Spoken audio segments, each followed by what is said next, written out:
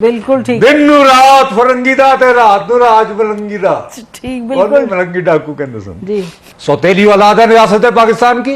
4 साल तक अली वजीर को रखो जेल में, उससे तो किसी ने माफी नहीं मांगी। और अब आपके जरा एक एलीट किस्म की पंजाबी फैमिली के कुछ बच्चों ने हाइल्ला थोड़ी सी हरकत कर दी, तो क्यों वो रियासत को शफकत दिखानी चाहिए ना। आई एम सॉरी जी, या तो ये फैसला कर लो कि रियासत को हर एक के साथ शफकत बरतनी है।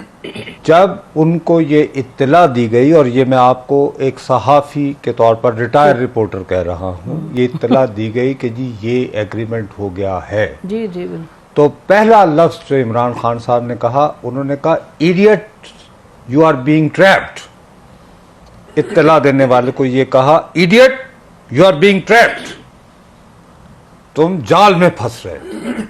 ये मैं बात दोबारा कह रहा हूँ, सो वीटो कर दिया। यहाँ पे मैं वो वेल दे रहा हूँ भी, मैं जब ਤੁਹਾਡੇ घर भी फंक्शन होएगा देंगा यार, वेल देना साढ़े पंजाब दी डब खोल के देन दी, और I am not ashamed of that culture, और I am part of it.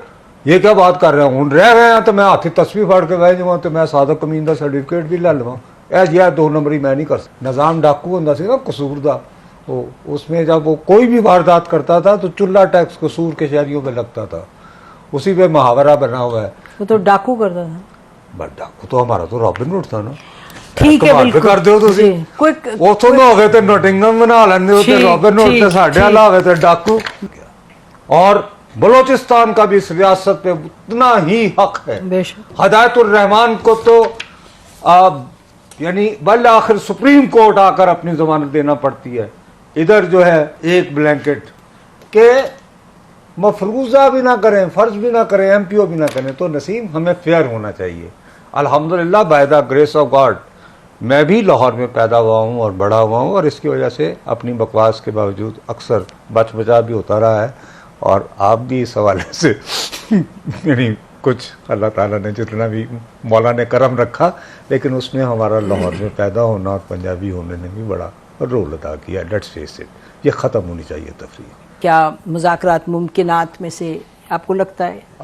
अभी नसीम आपके साथ थोड़ा सा दोस्ती का फ़ायदा उठाते हुए, जान की अमान पाते हुए, मैं ये दरख्वास्त करूँगा कि सबसे पहले ये जोक नहीं है। यानी या तो ये होता ना कि फ़र्ज़ करें कि मतीउल्लाह जान कहता कि जी शुनीद है कि जी आज राना सनाउल्लाह साहब एक वो 12:20 पे आए थे, 12:10 के 12:26 पे। चल मैं तो जाग गया, मैं तो सो जाता हूँ भैया आजकल 11 बजे ये वो।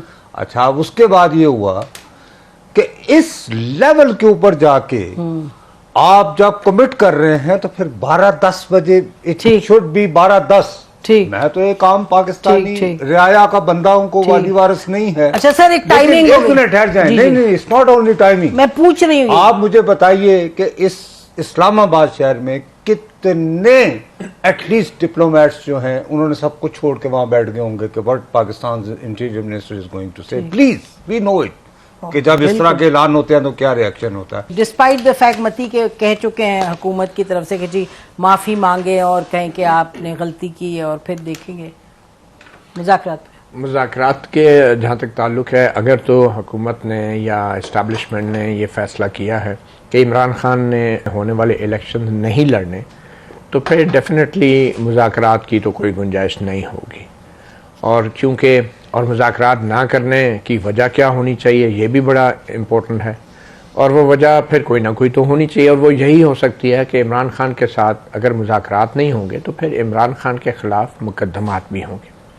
और क्या वो मुकदमात वैसे ही होंगे जैसे 100-150 पिछले 1 साल से हम देख रहे हैं, या वो कुछ इससे ज़्यादा सीरियस होने चाहिए? अगर तो वाकई मुज़ाकरात ना करने की कोई वजह बनानी है तो मुकदमात इससे ज़्यादा सीरियस होने चाहिए। और इस बात का इम्कान बिल्कुल मौजूद है कि अल्टीमेटली कुछ ऐसे जो हैं आपको विटनेसेस मिल जाएं, कुछ इलेक्ट्रॉनिक एविडेंस मिल जाए कि जिसमें बराह रास्त इमरान खान को फ़ौजी तनसीबात पे हमलों से मुंसलिक कर दिया जाए, तो फिर डेफिनेटली इमरान खान का कोर्ट मार्शल भी हो। कोर्ट मार्शल से मुराद ये है कि जो आर्मी एक्ट के तहत जो मौजूदा कानून है उसके तहत प्रोसीडिंग हो सकती है। और अगर आर्मी एक्ट के तहत प्रोसीडिंग करनी है तो फिर मुज़ाकरात तो नहीं हो सकते ऐसे शख्स के ख़िलाफ़ कि जिसके मुतल्लक अभी कुछ एविडेंस, और ख़ुद हुकूमत भी बार बार कह रही है कि बड़ा संगीन एविडेंस है, तो मुज़ाकरात शुरू करके तो आप डाइल्यूट कर देंगे उस सारी जो एक फ़िज़ा को जो आपने बनाई है या उस सारी अपॉर्चुनिटी को जो आपको मिली है।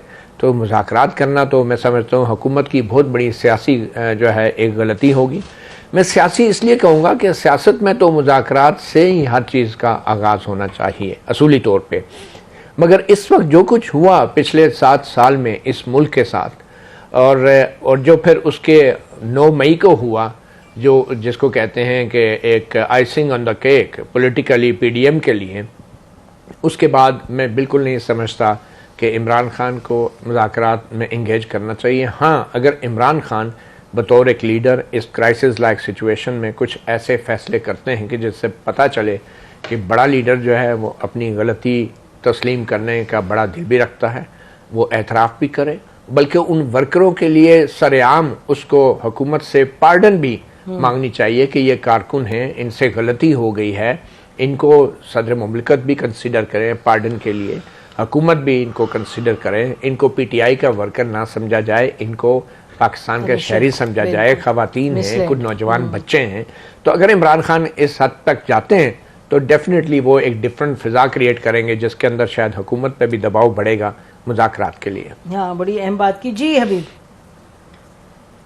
जहां तक मुज़ाकरात का मामला है नसीम, तो इस वक्त अगर एक तरफ ये तय हो चुका हो कि इमरान खान को माइनस करना है, PTI माइनस इमरान खान या PTI हकीकी नामी कोई चीज आगे आनी है, या इसी जो माले गनीमत इस वक्त उबल उबल के PTI के छाबे से गिर रहा है वो दूसरों ने समेटना है, तो फिर तो डेफिनेटली मुज़ाकरात एक बेमानी सी एक्सरसाइज लगती है। और इमरान खान को अगर कहीं इंगेज किया जा सकता है तो वो 72 दिनों में ये ज्यादा से ज्यादा क्या कर सकते हैं, मेरा ख्याल है ये PTI भी सोच रही होगी और PMLN भी सोच रही होगी और पाकिस्तान पीपल्स पार्टी भी सोच रही होगी। लेकिन जहां तक मुज़ाकरात का मामला है तो उनका ख्याल ये है कि उनके ऊपर जो बार बार इल्जाम लगाया जाता है कि इमरान खान लचक नहीं दिखाते, मुज़ाकरात नहीं करते, तो दरअसल वो ब्लफ कॉल कर रहे हैं अपनी दानिश्त में। वो ब्लफ कॉल कर रहे हैं कि मेरी तरफ से मुज़ाकरात की कमेटी भी मौजूद हो, मुज़ाकरात के कॉन्टैक्ट टर्मिनल्स भी मौजूद हों, लेकिन दूसरी तरफ से जब कोई जवाब नहीं आएगा तो डेफिनेटली फिर जाहिर है मुज़ाकरात ना करने की जिम्मेदारी जो है वो दूसरों पे जा पड़ेगी।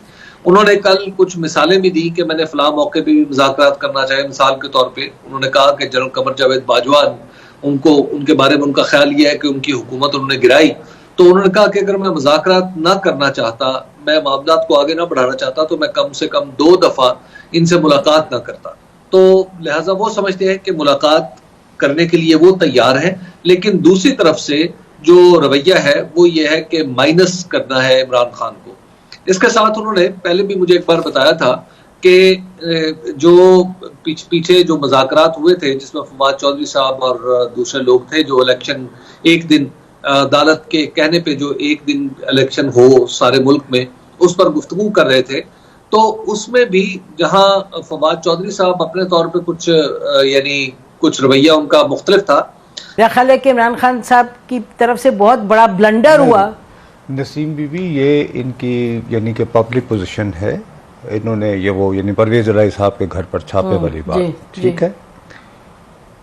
जब उनको ये इत्तला दी गई, और ये मैं आपको एक सहाफ़ी के तौर पर रिटायर रिपोर्टर कह रहा हूँ, ये इत्तला दी गई कि जी ये एग्रीमेंट हो गया है, जी जी, तो पहला लफ्ज़ जो इमरान खान साहब ने कहा, उन्होंने कहा idiot you are being trapped. इत्तला देने वाले को ये कहा idiot you are being trapped, तुम जाल में फंस रहे। ये मैं बात दोबारा कह रहा हूं, सो वीटो कर दिया गया। आप चीजों को कॉन्टेक्स्ट में रखकर देखें, नेक नियति के साथ मती जैसे ये बात कर रहा है कि अगर ये वादा किया जाए, ये कहें कि जी ठीक है आप रहम करें, बच्चों को छोड़ दें, तो ये बलूचिस्तान में जो सैकड़ों बच्चे जिनका अभी तक पता नहीं है क्या वो सौतेली औलाद है रियासत पाकिस्तान की, ये तो इसमें कोई डाउट ही नहीं है। पंजाबियों को जब चाहे उनको भी पकड़ ही लेते, बहरहाल उतना नहीं पकड़ते जितना बलूचिस्तान के लोगों को पकड़ते। नाज़रीन, ब्रेक लेते हैं, उसके बाद आते हैं। Stay with us.